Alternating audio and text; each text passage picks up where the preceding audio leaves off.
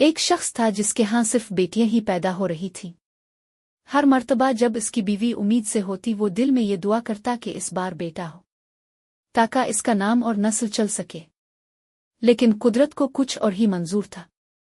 ہر بار جب بچی پیدا ہوتی وہ افسردہ ہو جاتا۔ وقت گزرتا گیا اور اس کے ہاں 6 بیٹیاں پیدا ہو چکی تھیں۔ اب کی بار جب اس کی بیوی امید سے ہوئی، اس نے دل میں فیصلہ کر لیا کہ اگر اس بار بھی بیٹی ہوئی تو وہ اپنی بیوی کو طلاق دے دے گا۔ اس کی بیوی کو کچھ خبر نہ تھی، وہ تو ماں بننے کی خوشی میں تھی۔ شوہر نے کسی سے کچھ نہ کہا مگر اندر ہی اندر سخت ناراض اور رنجیدہ تھا۔ اسی رات جب وہ سویا تو اس نے ایک عجیب خواب دیکھا۔ اس نے دیکھا کہ قیامت کا دن ہے، لوگ گھبراہٹ میں دوڑ رہے ہیں۔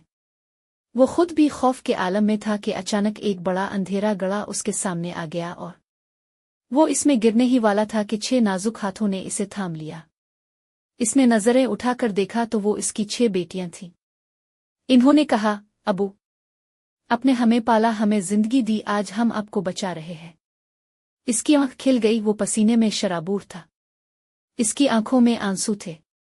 وہ فوراً الفاٹے اور اپنی بیوی کے پاس گیا، اس کے قدموں میں بیٹھ گیا اور کہا، تم جیسی بیوی اور تم جیسی بیٹیاں نصیب والوں کو ملتی ہے۔ اگر 7ویں بھی بیٹی ہو تو مجھے قبول ہے، کیونکہ وہ میری جنت کا راستہ بنے گی۔ یہ خواب اس کی زندگی بدل گیا۔